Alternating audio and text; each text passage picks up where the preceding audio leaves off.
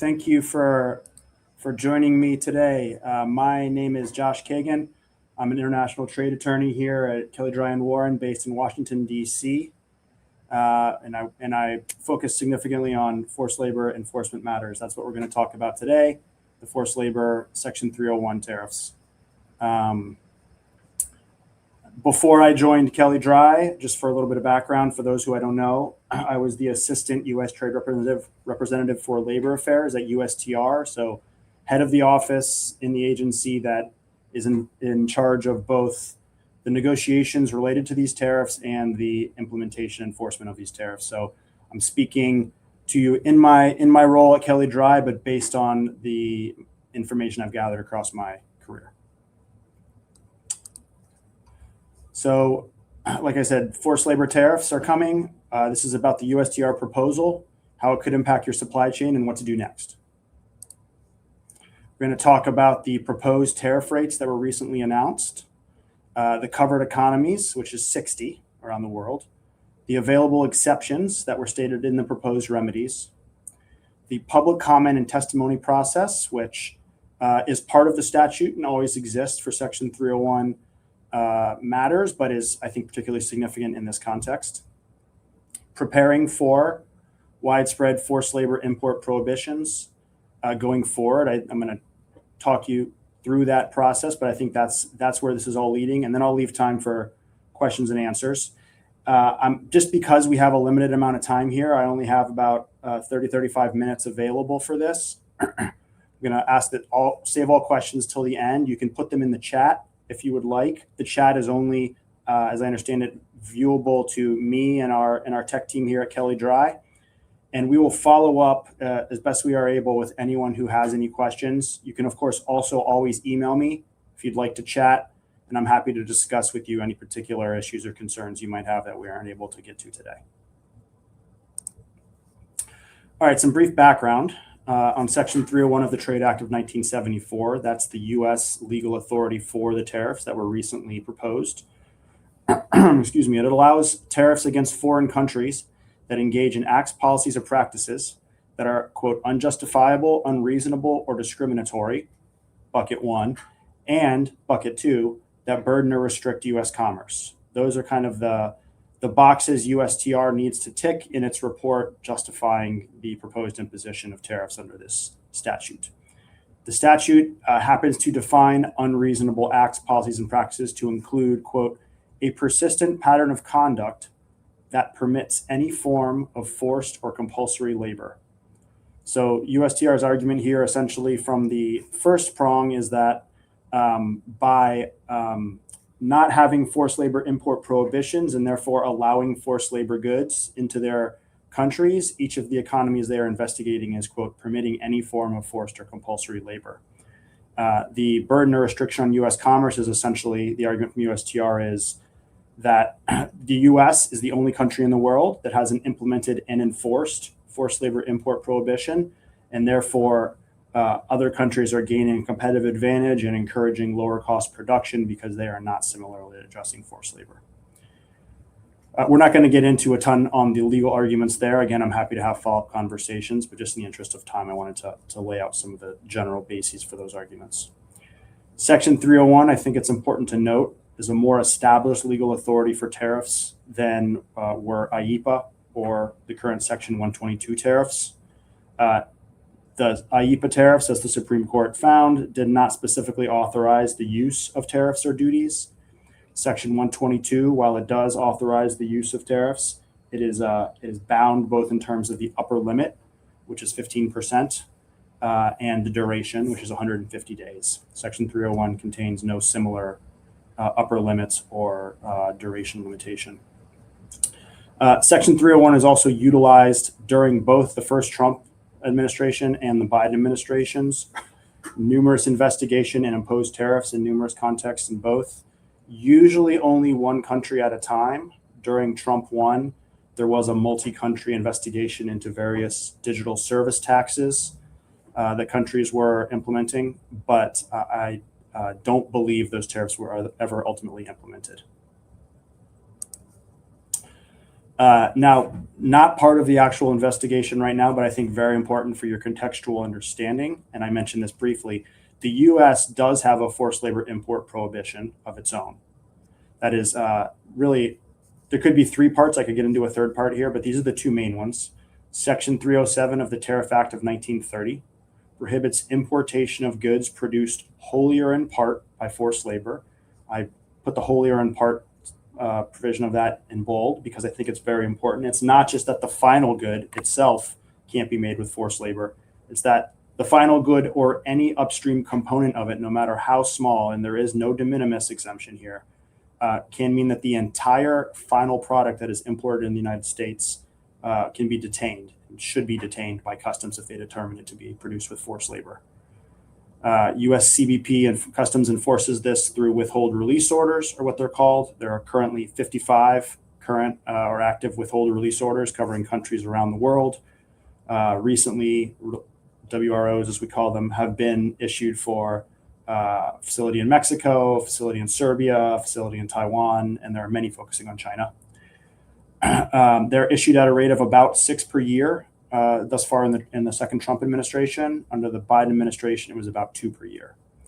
And I wanted to flag this extra scrutiny of related shipments because my experience has been when a WRO is issued, companies who CBP believes might source from that facility, or companies who CBP believes might source from that facility are subject to additional scrutiny by customs, even if the particular shipment coming in is not from that facility.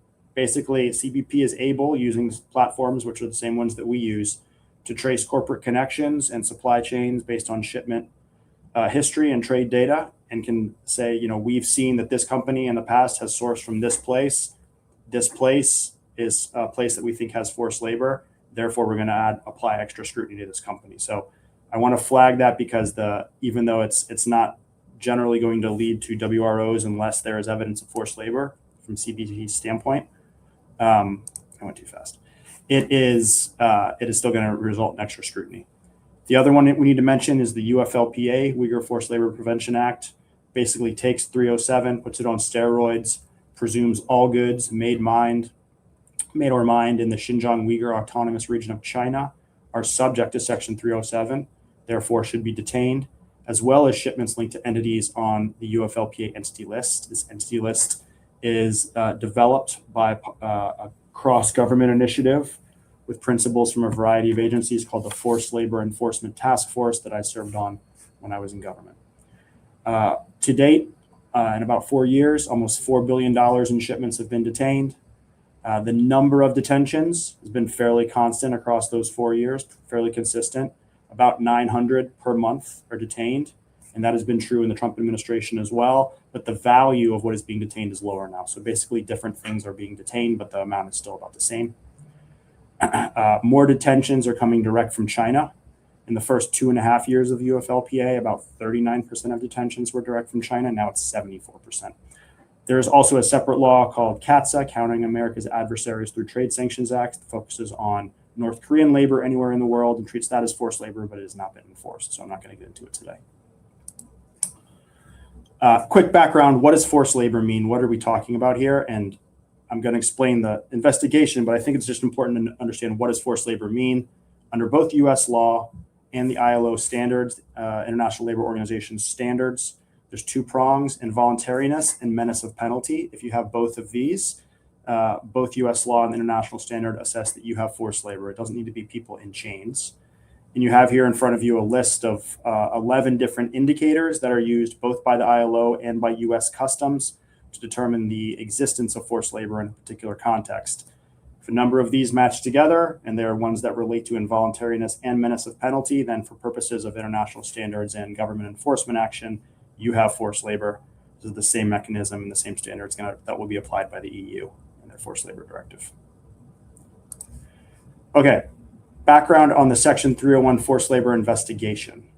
On March 12th, USTR initiated a Section 301 investigation into whether 60 economies have implemented and enforced a forced labor import prohibition.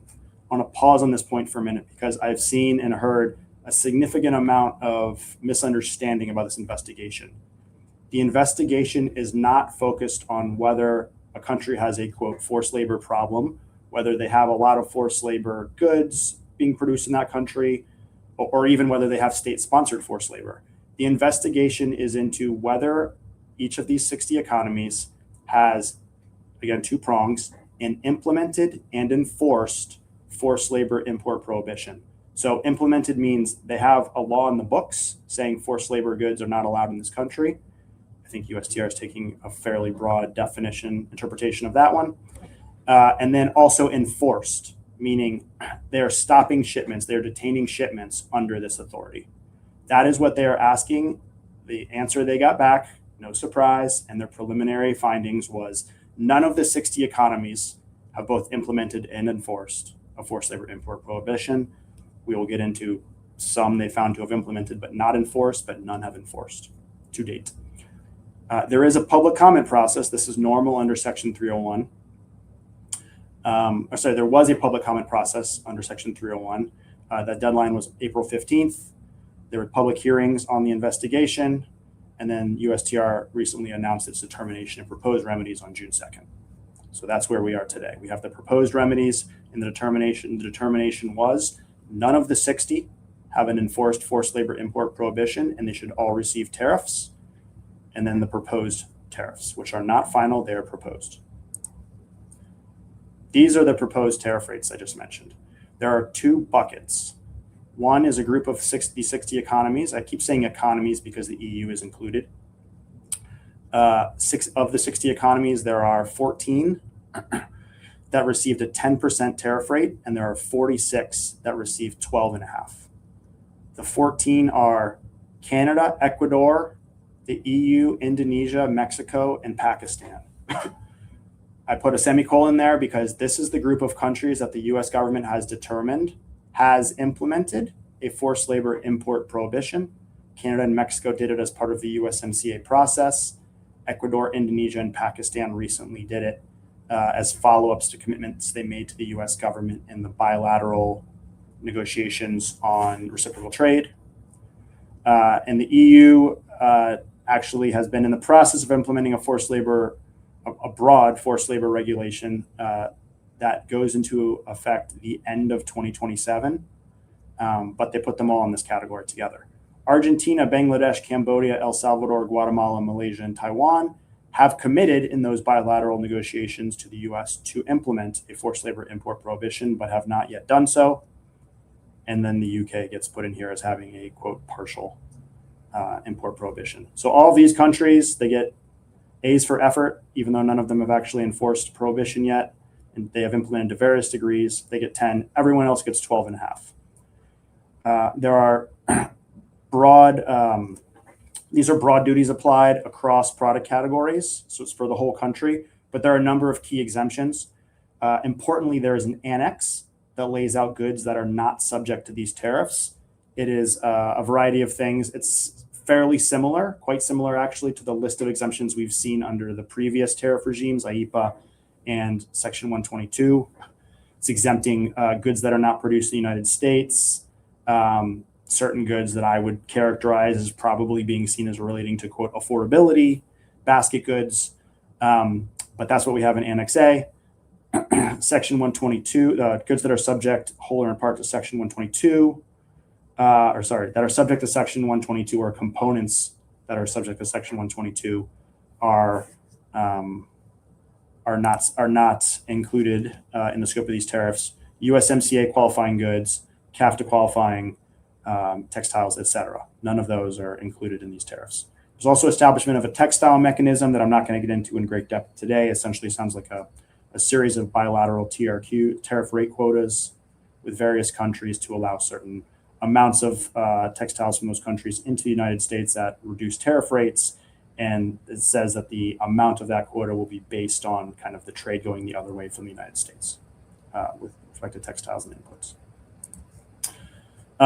Brief note on this, these Section 301 tariffs, I said they don't, quote, stack or go on top of, creating an additional cumulative tariff rate with Section 232 tariffs, but they do stack with other 301s, other 301 tariffs. What other 301 tariffs do we know are coming?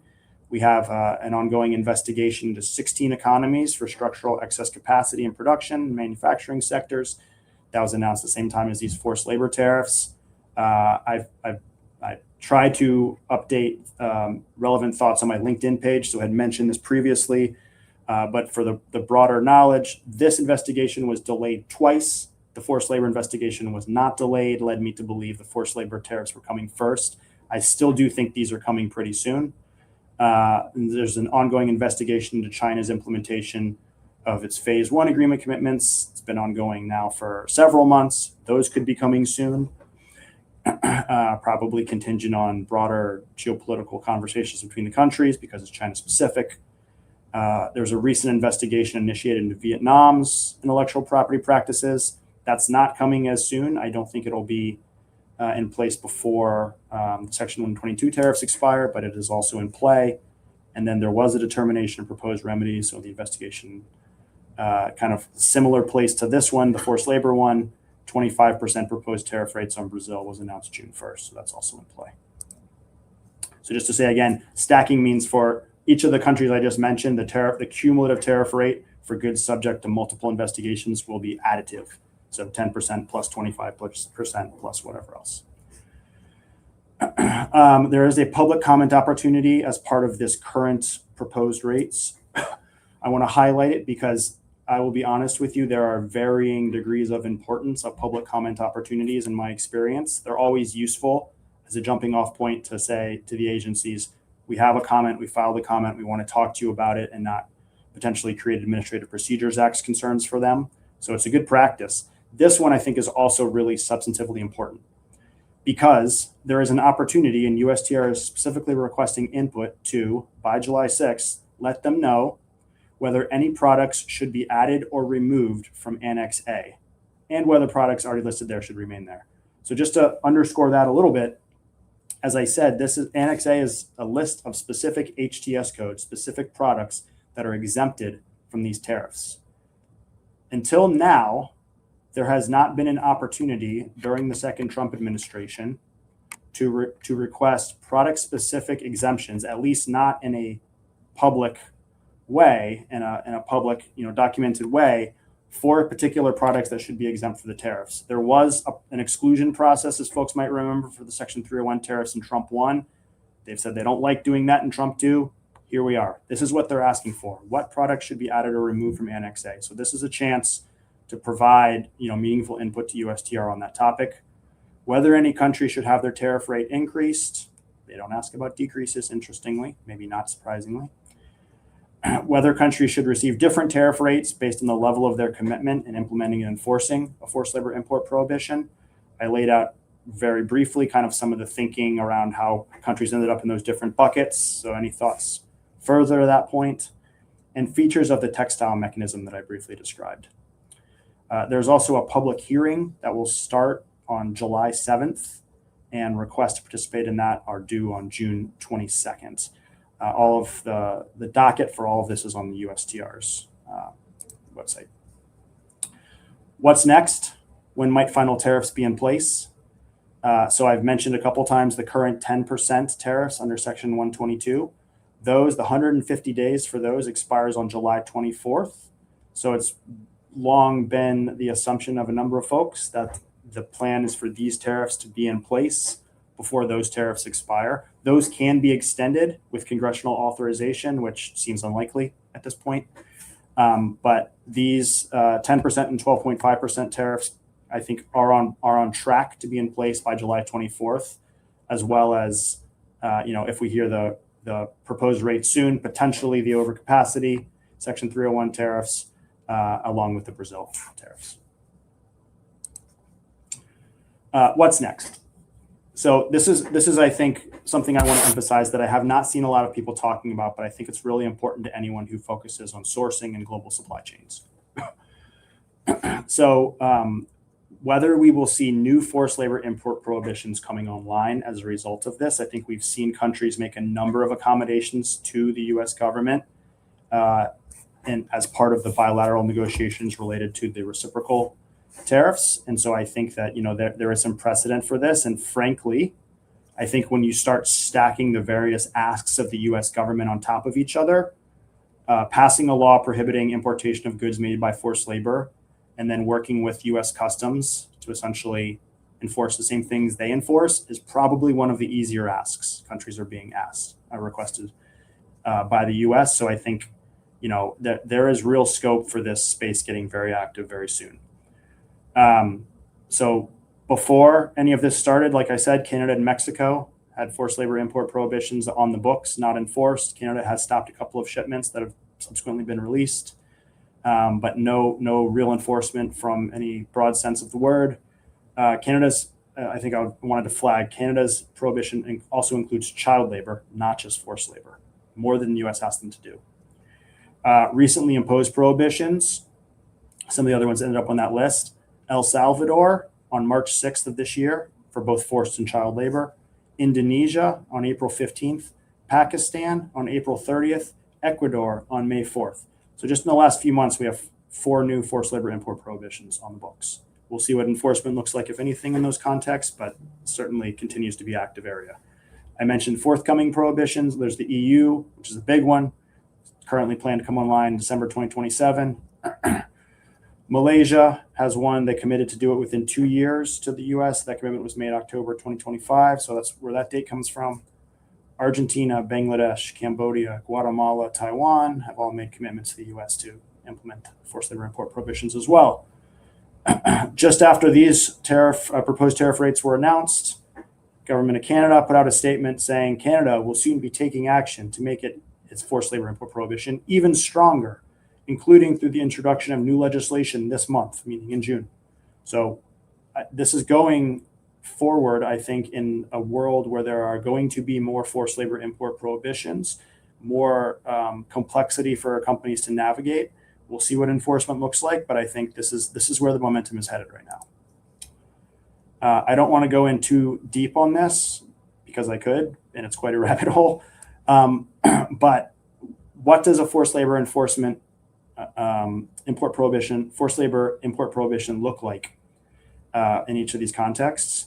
In the agreements on reciprocal trade, we've seen 3 models come out. One is basically countries saying, and I'm going to start at the bottom here, El Salvador, Bangladesh, we will have a forced labor import prohibition. The U.S. investigation, by the way, lays out 8 criteria from a leading academic on what a meaningful forced labor import prohibition looks like. So just for your contextual knowledge, they do have some standards they're applying here.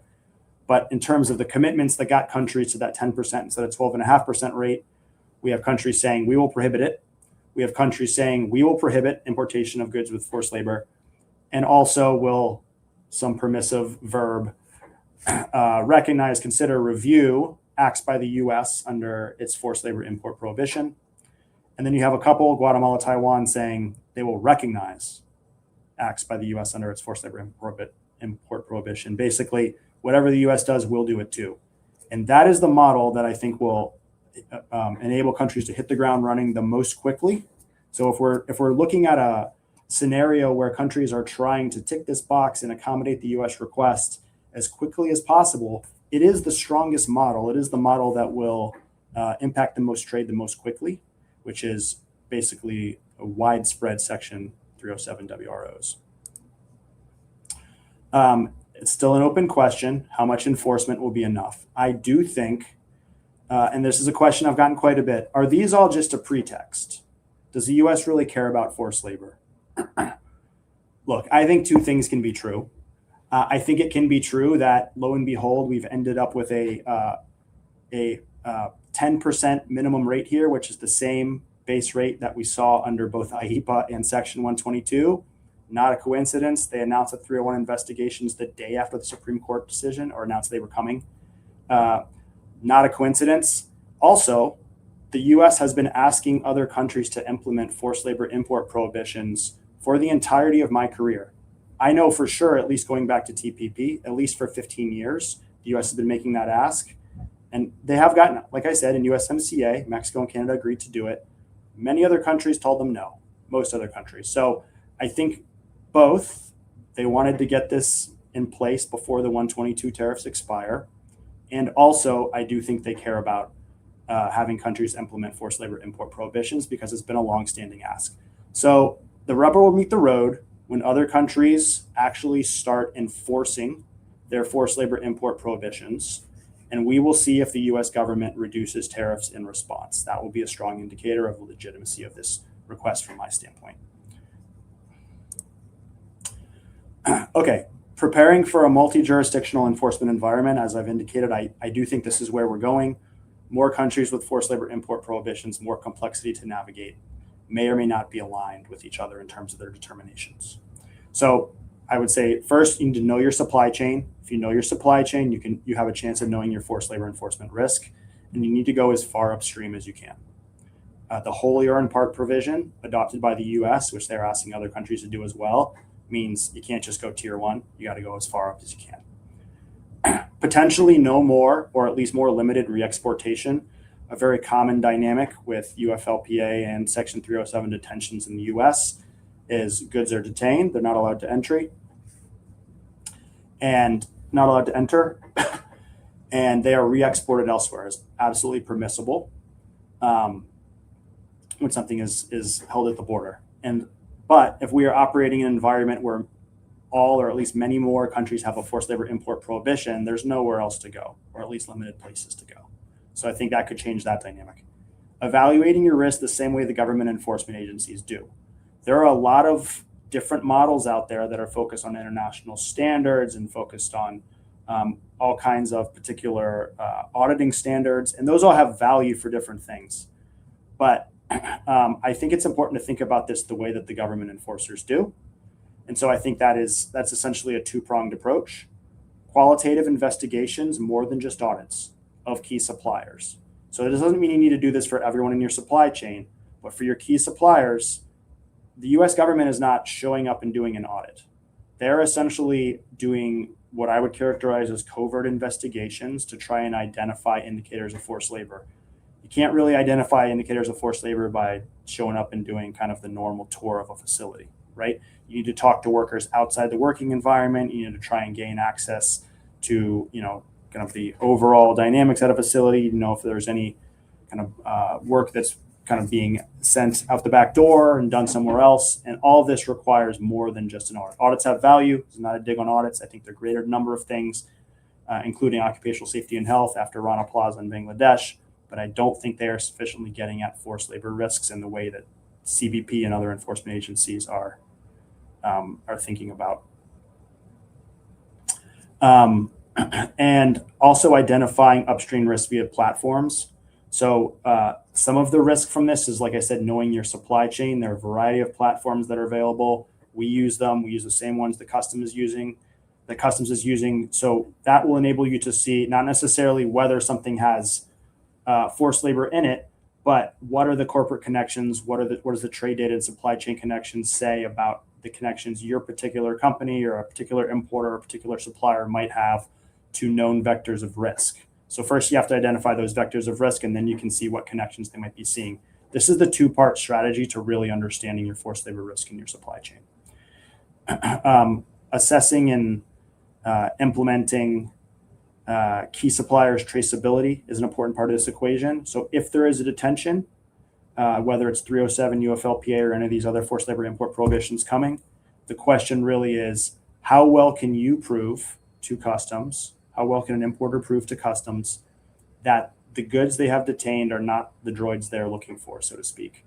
So that really comes down to being able to show them what kind of traceability documentation you can provide. Are there production records? Are there shipment records? Any other transactional records? Whatever you can show them to show that this stuff did not come from the place that they're worried about, that's the name of the game. And we encourage you to do that for your key suppliers before detentions happen, before the clock is ticking, so you have time to address any issues before the heat is on. And last point I want to make is understanding both the defensive and offensive dynamics. The framing here, everything I've been talking about is about defense, right? It's about making sure that you are compliant with the existing U.S. law, but also the proliferation of what I anticipate to be likely similar laws coming in other jurisdictions around the world. There is also an offensive dynamic here, and some companies will be thinking about it this way, so be aware of this. When I talk about investigations and tracing via upstream platforms, there is also an opportunity under any of these forced labor import prohibitions to file petitions alerting customs authorities to the existence of forced labor. So if you have competitors that you think are gaining an unfair market advantage because of their use of forced labor, there will now be a mechanism for the agencies to do their own independent investigations, and if they agree with that determination, to prohibit the importation of those goods from entering a particular jurisdiction. So I just want to flag this. There is a petition dynamic here as well, and it's a fair competition argument that I think a number of firms are looking at, and so there are both defensive and offensive dynamics here.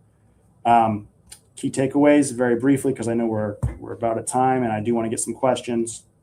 Countrywide tariffs, 60 economies, some exceptions, 10 to 12.5% could be enforced by July 24th, fourth meaning final. Comment deadline is July 6th. It's a real important opportunity from my standpoint. Hearing requests due by June 22nd. I think it's likely we're looking at a global proliferation of forced labor import prohibitions. I encourage you to evaluate your risk like the government does. That involves qualitative assessments, upstream risk via platforms, and testing traceability of your key suppliers. And then understanding both the offensive and defensive dynamics here, because I think both will be in play. Here is my contact information if you have follow-up questions. I'm told that QR codes will be good for both contact info and downloading these slides. We will also send the slides to everyone who registered, so don't worry if you can't get them today.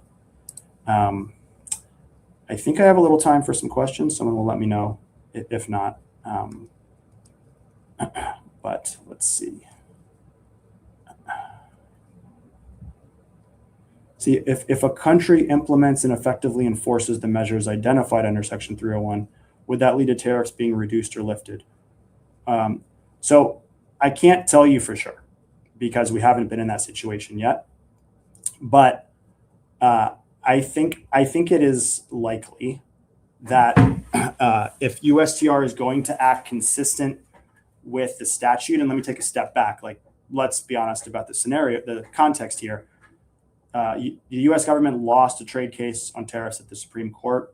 They recently had a setback at the Court of International Trade on a different tariff regime. They're expecting litigation on Section 301 tariffs, and they want these to be more durable. So I mentioned 301 as a mechanism is more durable than the other two authorities, but that does not mean that the implementation and use here by the U.S. government is without some risk. So over a period of time, if countries are demonstrating that they're enforcing the forced labor import prohibition, they've implemented a forced labor import prohibition and they're enforcing it, and those tariffs don't come down, then it will appear like a pretext, and I think they increase their litigation risk regarding the unreasonable act. So we'll have to see to be sure, but I think if I were USTR, I would certainly be thinking about opportunities to reflect my consistency with the law in the way that I just described.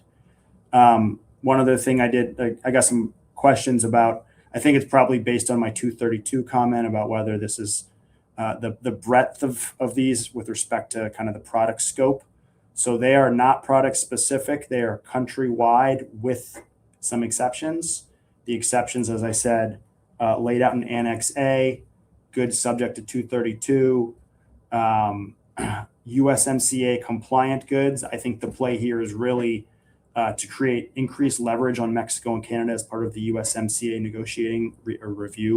negotiating process to try and get stricter rules of origin on them, because having the differential tariff rate between USMCA and this and other 301 platforms means more trade is getting pushed into the USMCA, and the rules of origin can have a bigger impact.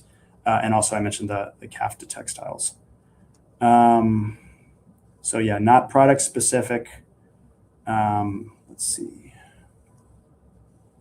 What happened with the tariffs that were announced in the agreements on reciprocal trade?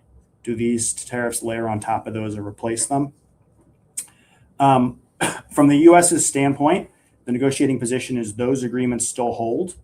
And so these are actually, I think, ways to build to those tariff levels. If the US thinks certain countries are dragging their feet and not complying with the terms of those agreements, don't be surprised if the aggregate Section 301 rate is higher for a particular country than what was announced in a bilateral agreement, because the US will be trying to generate leverage to get the country to stop dragging its feet so the rate can come back down to where it was. But that is the target, or roughly the target I think they are seeking. And my indication of that is, and I didn't get into this in great depth, that UK rate is pretty telling. UK got a 10% rate. Now everything is being, from my assessment, benchmarked off the UK's 10% rate. So I think there is a real significant effort to comply with those rates when they can. Someone will tell me when I run out of time, right? I'm just going to keep going.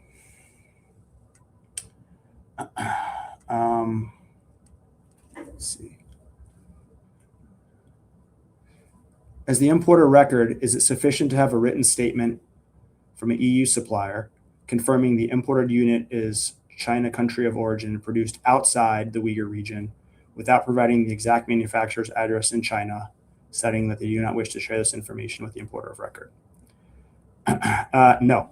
So what CBP is looking for, and what I think the name of the game is going to be more broadly speaking, it is about traceability. I think that I have seen in some contexts, customs will be focused on there's a reason they stop a shipment. They're identifying a particular vector of risk from their standpoint.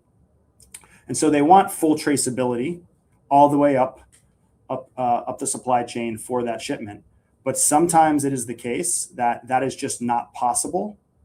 I don't think didn't want to share it with the importer of record is necessarily going to be a compelling reason, but certainly I'm aware of the restrictions being put on operations in China right now by the Chinese government in terms of information sharing. So I do think this is a bit of a fraught space and probably another conversation.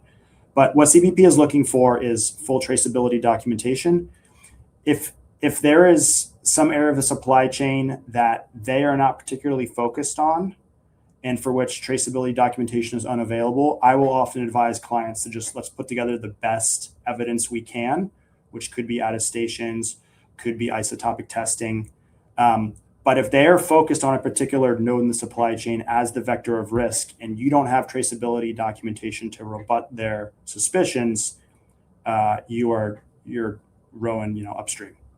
So it really depends on what they're focused on, how risky that particular node is. And we help identify that for clients based on our due diligence services, which, as I said, are intended to reflect the same type of things CBP is seeing on their end in terms of their targeting. But as a general statement, you have to have that traceability documentation or goods will be denied. Time is up. I apologize, I can't go longer, but hopefully this was useful.